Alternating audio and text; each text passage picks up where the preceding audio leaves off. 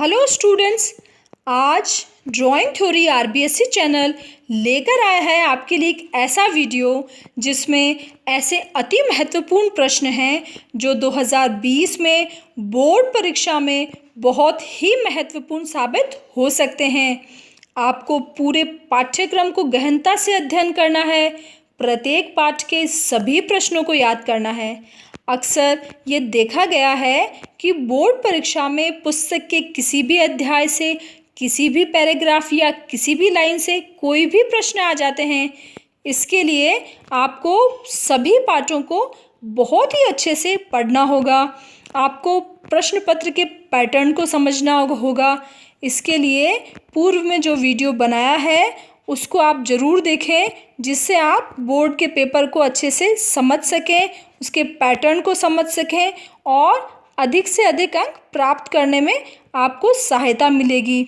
Students, मैंने 2018 और 19 के जो बोर्ड पेपर्स हैं उनकी बहुत ही गहराई से अध्ययन किया है और अब मैं कुछ ऐसे प्रश्नों को आपके लिए प्रस्तुत कर रही हूँ जो 2020 की बोर्ड परीक्षा के लिए वेरी इम्पॉर्टेंट क्वेश्चंस कहे जा सकते हैं।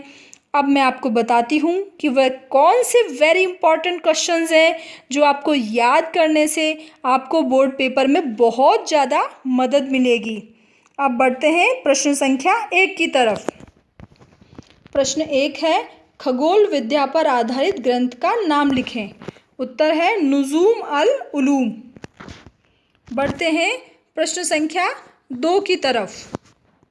प्रश्न संख्या 2 है, किस राजस्थानी चित्र शैली में शिकार के दृश्य बने हैं। उत्तर है कोटा शैली। कोटा शैली बहुत ही इम्पॉर्टेंट टॉपिक है और इस वर्ष इसके ऊपर निबंधात्मक प्रश्न आने की संभावना भी है, अतः आप कोटा शैली को वर्णनात्मक रूप में अच्छे से याद कर लें। प्रश्न संख्या 3, राजा रवि वर्मा ने किस माध्यम में कार्य किया। उत्तर है तेल रंग। राजा रवि वर्मा की जीवनी, उनके प्रमुख चित्र और उन्होंने किस माध्यम में काम किया, यह आपको याद करना बहुत ही लाभप्रद साबित हो सकता है। प्रश्न संख्या 4, चित्र मुर्गों की लड़ाई के चित्रकार कौन हैं। उत्तर है के हेब्बार। के हेब्बार के सभी चित्रों को और उनकी जीवनी को, कि उनका जन्म कब और कहाँ हुआ, कला शिक्षा उन्होंने कहाँ से प्राप्त की, इस तरह सभी के हेब्बार के सभी बिंदुओं को आपको अच्छे से याद करना चाहिए। प्रश्न संख्या 5, रूपंकर भारत भवन की स्थापना किसने की। उत्तर है जगदीश स्वामीनाथन ने। प्रश्न संख्या 6, युवतियाँ चित्र के चित्रकार कौन हैं। उत्तर है के सुब्रमण्यन। ये जो युवतियाँ हैं, आपकी पुस्तक में ये चित्र छपा हुआ है, आप चित्र को देखें, समझें और चित्रकार का नाम अच्छे से याद करें। के सुब्रमण्यन के जीवन से संबंधित बातों को आप याद करें और प्रमुख चित्रों को याद करें। प्रश्न संख्या 7, राम गोपाल विजयवर्गीय की 2 चित्रों का नाम लिखें। उत्तर है मेघदूत, उमर खयाम और गीत गोविंद। यहाँ मैंने 3 चित्रों के नाम लिखे हैं और आपको इनको तीनों को याद करना होगा और बोर्ड परीक्षा में यदि आपसे 2 चित्र पूछे जाएं तो आप किन्हीं 2 सही चित्रों के नाम लिखें। प्रश्न संख्या 8, भैंसों का चित्रकार किसे कहा जाता है। उत्तर है परमानंद चौयल। प्रश्न संख्या 9, राजस्थान के किन्हीं 2 अमूर्त चित्रकारों के नाम लिखो। उत्तर है सुरेश शर्मा और ज्योति स्वरूप शर्मा। आगे बढ़ते हैं प्रश्न संख्या 10 की तरफ। प्रश्न संख्या 10 है, चौल कालीन मूर्ति शिल्प के 2 उदाहरण लिखिए। उत्तर है उमा पार्वती और नटराज। स्टूडेंट्स, ऐसा भी प्रश्न आ सकता है कि चौल कालीन मूर्ति शिल्प पर लेख लिखें। जब लेख लिखें तो आपको उमा पार्वती और नटराज को वर्णनात्मक रूप से उसका पूरी डिटेल में आपको लिखना होगा, अतः आप उमा पार्वती और नटराज दोनों को अच्छे से याद कर लें। प्रश्न संख्या 11, संचिया माता का मंदिर कहाँ स्थित है। उत्तर है ओसियां, जोधपुर में। प्रश्न ऐसा भी आ सकता है कि ओसियां, जोधपुर में कौन कौन से मंदिर बने हुए हैं? तो आपको अन्य मंदिरों के नाम भी याद करने होंगे और उत्तर में आपको सभी मंदिरों के नाम लिखने होंगे। प्रश्न संख्या 12, राजस्थान का माइकल एंजेलो किसे कहा जाता है? उत्तर है मालीराम शर्मा। प्रश्न संख्या 13, स्ट्रीट सिंगिंग कपल के मूर्तिकार कौन है? उत्तर है सतीश गुजराल। आगे बढ़ते हैं प्रश्न संख्या 14 की तरफ। प्रश्न संख्या 14 है, वह कौन सा कलाकार है जो संगमरमर को पिघलते हुए मोम की तरह मूर्तियों में ढालता है? उत्तर है ज्ञान सिंह। आगे बढ़ते हैं प्रश्न संख्या 15 की तरफ। ग्रामीण परिवेश के विषय जैसे सूत काटते, चक्की चलाते, जुलाहा आदि विषयों पर किस राजस्थानी चित्रकार ने चित्र बनाए? उत्तर है भूर सिंह शेखावत। बढ़ते हैं प्रश्न संख्या 16 पे। पशु पक्षियों के चित्र बनाने के लिए कौन मुगल कालीन चित्रकार प्रसिद्ध था? उत्तर है उस्ताद मंसूर। इस प्रश्न को घुमा फिरा के भी बोर्ड परीक्षा में प्रस्तुत किया जाता है। जैसे उस्ताद मंसूर ने किस तरह के चित्र बनाए, या फिर चित्र आता है या फिर प्रश्न आता है चित्रबाज या टर्की कॉक का चित्रकार कौन है? अब मैं बढ़ती हूँ प्रश्न संख्या 17 की तरफ। टॉयलेट व पक्षी किसकी कलाकृति है? उत्तर है शंखु चौधरी। प्रश्न संख्या 18, हिम्मत शाह का जन्म कब व कहाँ हुआ? उत्तर है 22 जुलाई 1933 लोथल गुजरात में। प्रश्न संख्या 19, वनराज मूर्ति शिल्प के मूर्तिकार कौन है? यह मूर्ति किस माध्यम में बनी है? उत्तर है वनराज मूर्ति शिल्प के मूर्तिकार का नाम मृणालिनी मुखर्जी है और यह मूर्ति फाइबर रेशे में बनाई गई है। ये जो मृणालिनी मुखर्जी है ये बहुत ही महत्वपूर्ण मूर्तिकार है और इसे बहुत इम्पॉर्टेंट मानते हुए मृणालिनी मुखर्जी की अन्य मूर्तियों को, उसके जीवनी को आपको याद कर लेना चाहिए। और किस माध्यम में काम किया? तो इन्होंने फाइबर और रेशे में काम किया, ये भी आपको अच्छे से याद होना चाहिए। आगे बढ़ते हैं प्रश्न संख्या 20 की तरफ। उषा रानी हुजा की 2 मूर्तियों के नाम लिखें। मैंने यहाँ 4 लिखे हैं, आप चारों को याद कर लें और बोर्ड परीक्षा में 2 मूर्तियों का नाम पूछा जाए तो आप 2 ही लिखें। रिसर्च स्कॉलर्स, माइनर्स मॉन्यूमेंट्स, श्रमिक और घूमर। प्रश्न संख्या 21, प्रोग्रेसिव आर्टिस्ट ग्रुप का समय व संस्थापक कलाकारों के नाम लिखें। उत्तर है पैग की स्थापना 1947 में सूजा, रजा और आरा ने की। ये कला समूह है प्रोग्रेसिव आर्टिस्ट ग्रुप। इसी तरीके से अन्य कला समूहों में कलकत्ता कला ग्रुप या शिल्पी चक्र, इन तीनों ही कला समूहों में से बोर्ड परीक्षा में एक प्रश्न अवश्य आता है। तीनों कला समूहों को आपको अच्छे से याद करना है। ये जो प्रोग्रेसिव आर्टिस्ट ग्रुप है इसका शॉर्ट नेम है पैग और इसकी स्थापना 1947 में हुई थी और इसके जो संस्थापक कलाकार थे उनका नाम सूजा, रजा और आरा था।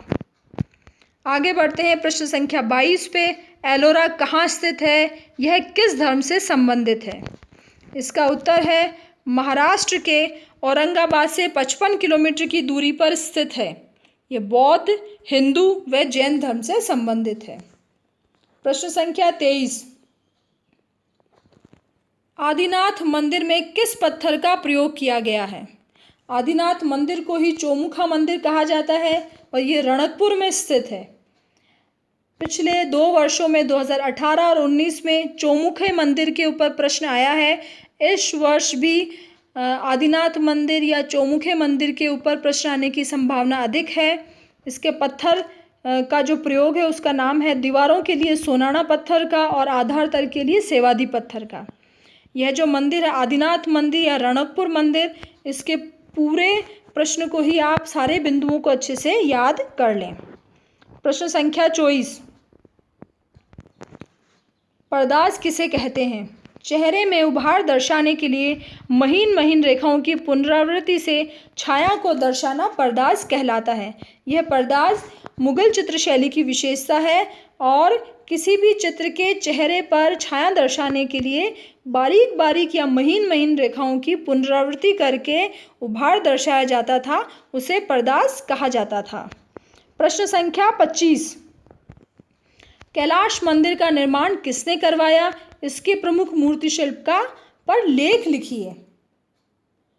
कैलाश मंदिर का निर्माण राष्ट्रकूट राजा कृष्णराम प्रथम द्वारा करवाया गया। प्रमुख मूर्ति शिल्प है रावण का कैलाशोत्तोलन, शिव तांडव, भैरव और शिव विवाह। विद्यार्थियों, यहाँ पे प्रश्न है कि मूर्ति शिल्प पर लेख लिखें। समय के अभाव या वीडियो ज़्यादा लंबा ना हो जाए, इसके लिए मैंने यहाँ पे सिर्फ मूर्ति शिल्पों के नाम लिखे हैं। इन सभी मूर्ति शिल्पों को आपको विस्तार से याद करना है और प्रश्न आए कि लेख लिखें तो आप उसको लेख के रूप में, वर्णनात्मक रूप में, निबंधात्मक रूप में आपको इस प्रश्न का उत्तर देना चाहिए। प्रश्न संख्या 26, पहाड़ी शैली के किन्हीं दो प्रमुख चित्रों का वर्णन करें। जब वर्णन आता है तो आपको निबंधात्मक रूप में ही लिखना होगा। प्रश्न या तो ये वाले 2 नंबर के आते हैं या 3 नंबर के आते हैं, अतः आपको साधु व कृष्ण और खंडिता नाई का जो चित्र है उनको वर्णनात्मक रूप में याद करके और विस्तार से इनका उत्तर आपको लिखना चाहिए। प्रश्न संख्या 27, कोणार्क मंदिर, सूर्य मंदिर किस राज्य में स्थित है? इसका निर्माण किसने करवाया? उत्तर है कोणार्क मंदिर उड़ीसा में स्थित है, जिसे गंगबंग के राजा नरसिंह देव ने बनवाया। अब स्टूडेंट्स, मैं आपको बताती हूँ कि प्रश्न संख्या 28 से 35 तक के उत्तर है वो निबंधात्मक रूप में लिखे जाने हैं और इन सभी प्रश्नों के उत्तर हमारी जो वेबसाइट www.drawingtheory.com पर उपलब्ध है। वीडियो ज़्यादा लंबा ना हो जाए इसलिए इस वीडियो में इनके वर्णनात्मक उत्तर मैंने नहीं लिखे हैं, सिर्फ प्रश्नों को ही आपके सामने प्रस्तुत किया है। यह सभी वही प्रश्न हैं जो पैटर्न के हिसाब से मैंने तैयार किए हैं। जिस अध्याय में से वर्णनात्मक या निबंधात्मक प्रश्न आने की संभावना है, उन्हीं अध्यायों में से महत्वपूर्ण प्रश्नों को आपके लिए तैयार किया है। अब मैं ये जो निबंधात्मक प्रश्न है वो आपके लिए पढ़ती हूँ। प्रश्न संख्या 28, महाबलीपुरम के मूर्ति शिल्प तीर्थम का वर्णन करो। प्रश्न संख्या 29, मारवाड़ शैली की कलागत विशेषताएं लिखें। प्रश्न संख्या 30, बरसोहली शैली के विषय एवं विशेषताओं पर प्रकाश डालें। ये सभी प्रश्न निबंधात्मक हैं। प्रश्न संख्या 31, बूंदी शैली की विषय वस्तु एवं विशेषताएं बताएं। प्रश्न संख्या 32, मुगल कला के उद्भव व विकास पर लेख लिखें। प्रश्न संख्या 33, जहांगीर के काल को स्वर्ण काल क्यों कहा जाता है। प्रश्न संख्या 34, अकबर कालीन चित्रकारों का वर्णन करते हुए उनकी विशेषताएं लिखिए। प्रश्न संख्या 35, किन्हीं 2 कलाकारों पर टिप्पणी लिखें। नंदलाल बसु, असीत कुमार हलदर या आनंद कुमार स्वामी। तो स्टूडेंट्स, ये आपको वीडियो कैसा लगा? यदि आपको अच्छा लगा तो आप इस वेबसाइट को या इस जो मेरा यूट्यूब चैनल है उसे लाइक और सब्सक्राइब ज़रूर करें, जिससे आपको आने वाले वीडियो तुरंत मिल सकें। और यदि आपको इनके क्वेश्चन आंसर्स का डिटेल चाहिए तो आप जो मेरा वेबसाइट है www.drawingtheory.com पे आप जा सकते हैं। वहाँ से पूरे अध्याय और क्वेश्चन बैंक आपको आराम से मिल सकता है। आपको किसी तरह की कोई क्वेरी हो, कोई क्वेश्चन हो तो आप मेरे कमेंट बॉक्स में लिखें या फिर जो मेरा ईमेल आईडी है studydrawingtheory@gmail.com पे आप मुझे लिखें। स्टूडेंट्स, इन सभी प्रश्नों को आपको अच्छे से याद करना है और लिख कर अभ्यास करना है। निबंधात्मक प्रश्नों को लिखकर अभ्यास करना बहुत ज़रूरी है, अन्यथा पूरा याद होते हुए भी बोर्ड परीक्षा में सही तरीके से नहीं लिख पाते हैं। आपने मेरा वीडियो अच्छे से देखा, सुना और पसंद किया, उसके लिए थैंक यू।